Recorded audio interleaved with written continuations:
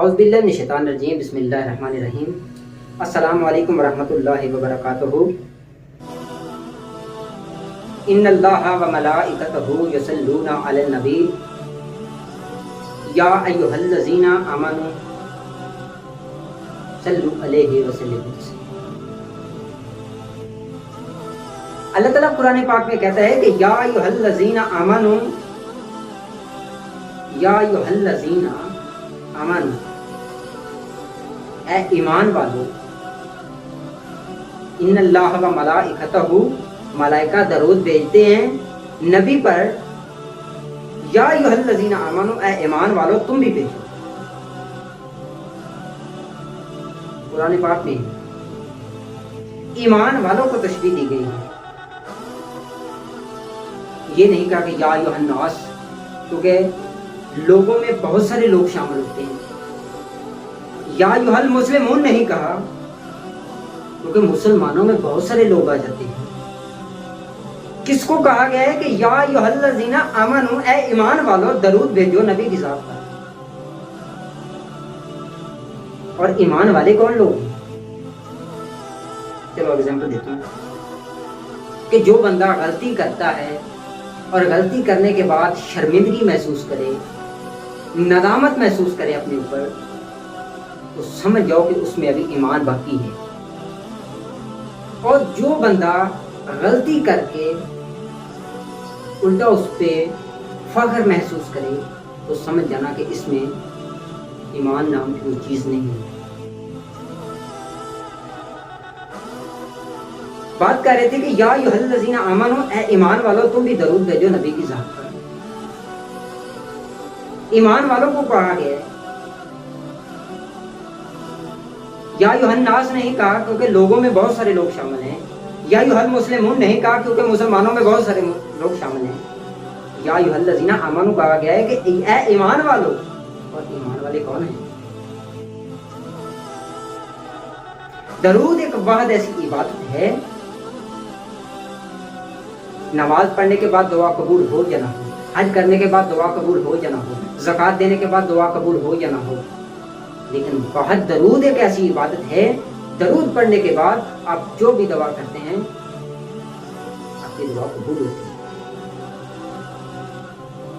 آپ کی دعا قبول ہوتی ہے۔ اور درود پڑھنے والے کا، درود حضور پہ بھیجنے والے کا کیا مقام ہے؟ ڈاکٹر علامہ محمد اقبال رحمۃ اللہ علیہ نے خط لکھا خواجہ نور محمد شرقپور شریف والے کو کہ ہم آپ کے دیدار کے لیے آ رہے ہیں، ہم آپ سے ملنے کے لیے آ رہے ہیں۔ خواجہ نور محمد شرقپور شریف والے، ان کی یہ عادت تھی کہ جس بندے کی داڑھی مڑی ہوئی ہوتی تھی اسے اپنے پیچھے نماز ہی نہیں پڑھنے دیتے تھے، ان سے نفرت کرتے تھے۔ تو جب خط دیکھا کہ اس اقبال کا جس کی داڑھی نہیں ہے،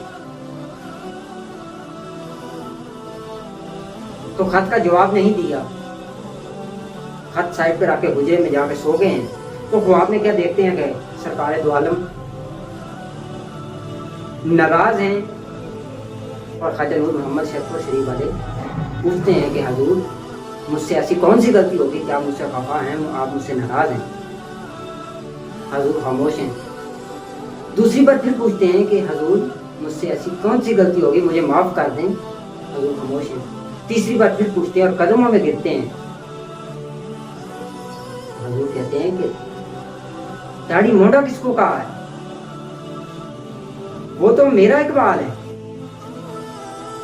جاؤ اس کا استقبال کرو۔ فوراً آنکھ کھلی تو کیا دیکھتے ہیں، اپنے مریدین کو اکٹھا کیا، اکٹھا کرنے کے بعد اسٹیشن پہ چلے جاتے ہیں، انتظار کرتے ہیں۔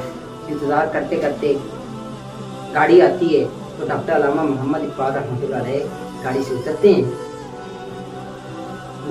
ان کو گلے لگا کے ماتھا چومتے ہیں اور پوچھتے ہیں اے اقبال یہ مقام کہاں سے حاصل کیا؟ اے اقبال یہ مقام کہاں سے حاصل کی ہے؟ اس سوال میں تجھ سے کروں تو جواب مدینے سے آ۔ تو ڈاکٹر علامہ محمد اقبال کہتے ہیں کہ مجھ میں اتنی خاص بات نہیں ہے، नमाज पढ़ता हूँ, कोई रह भी जाती है, लेकिन एक बात है कि मैं हम वक्त अपने नबी पर दरूद और सलाम भेजता हूँ। ये मुकाम है दरूद की। और माँ की दुआ के बगैर भी गुजारा नहीं है। हमारे वालिदैन, उन्होंने हमें जन्म दिया, हमारी परवरिश की, हमें पढ़ाया लिखाया, ताकि हमारी शादियां कर दी। उन्होंने उनके जो हकूक हमारे ऊपर थे उन्होंने पूरे कर दिए। अब हमारे हकूक क्या हैं? आज के दौर में मैं देखता हूँ कि बहुत सारे लोग हैं वो अपने वालिदैन को गालियां देते हैं, माँ बाप को कहते हैं आपको तो पता ही नहीं है, कुछ भी नहीं, आप जानते ही नहीं है, गालियां देते हैं, बुरा भला कहते हैं। तो हजूर ने तो फरमाया था कि अपने वालिदैन से ऊंची आवाज में बात भी मत करना। तो आज हम क्या कर रहे हैं? क्या हमने हमारे ऊपर उनके जो हकूक थे उन्होंने पूरे कर दिए? अब हमने जो उनके ऊपर हकूक है हम पूरे कर रहे हैं। एक शख्स था, उसने कहा कि या रसूलल्लाह, कि मैंने अपनी माँ को कंधों के ऊपर उठा के इतना सफर तय किया है, तो क्या मैंने अपनी माँ का हक अदा कर दिए? तो हजूर ने फरमाया कि तूने तो उस रात का हक अदा नहीं किया कि जिस रात तेरी माँ गीली जगह बची और तू सूखी जगह पे लेटा था। आज हम कहते हैं कि हमने वालिदैन के लिए ये कर दिया, वो कर दिया। नहीं, अपने वालिदैन की इज्जत करें, उनका एहतराम करें, कुछ भी कहें उनके सामने ना बोलें, उनकी इज्जत करें। जितने भी अल्लाह के नेक बंदे हैं उन्होंने जो भी मुकाम पाया है वो माँ की खिदमत से पाया है। वो लोग खुशकिस्मत हैं जिनकी वालिदैन, जिसके माँ बाप दुनिया में हैं।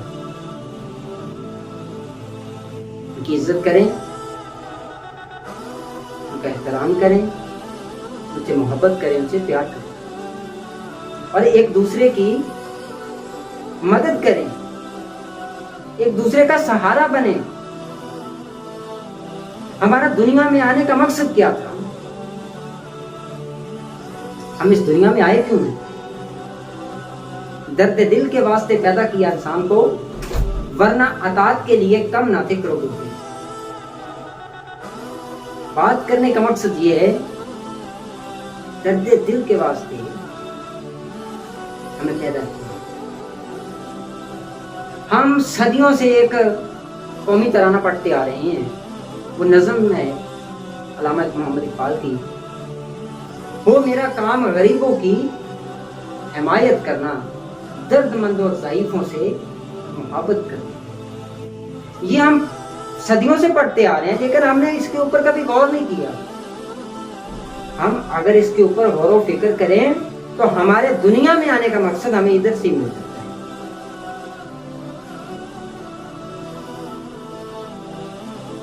अगर कोई माजूर है, अगर कोई कमजोर है तो उसकी आप मदद करें इंसानियत के नाते, ना कि आप कहें कि ये मेरा दोस्त है, ये मेरा दोस्त नहीं है, मैं इसकी क्यों अलग करूं, मैं तो इसे जानता नहीं हूं, मैं इसकी क्यों अलग करूं। इंसानियत के नाते इंसानियत होनी चाहिए। अल्लाह ताला ने फरमाया है कि तूने अगर एक इंसान की जिंदगी बचाई तो आपने एक की नहीं, गोया आपने पूरी दुनिया की।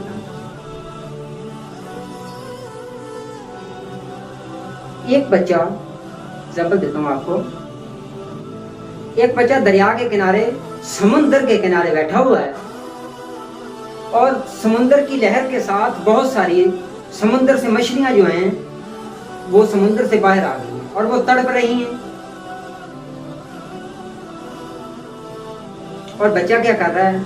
एक मछली पकड़ता है, समुंदर में फेंक देता है, एक मछली पकड़ता है, समुंदर में फेंक देता है, एक मछली पकड़ता है, समुंदर में फेंक देता है। पीछे से उसकी माँ आती है, कहती है कि बेटा ये तुम क्या कर रहे हो, बेटा ये तुम क्या कर रहे हो, ये तो मछलियां तादाद में बहुत ज्यादा हैं, आप कितनी मछलियों की जान बचाओगे? तो बेटा बड़ा प्यारा जवाब देता है, कहता है कि माँ जो मैंने पकड़ी है इसकी तो जान बच रही है ना, उसको फेंक देता है। फिर एक पकड़ता है, कहता है इसकी तो जान बच रही है ना, समुद्र में फेंक देता है। बात करने का मकसद ये है, اگر ہم پوری دنیا کی مدد تو نہیں کر سکتے، ہم ایک کسی بندے کی مدد کرتے ہیں.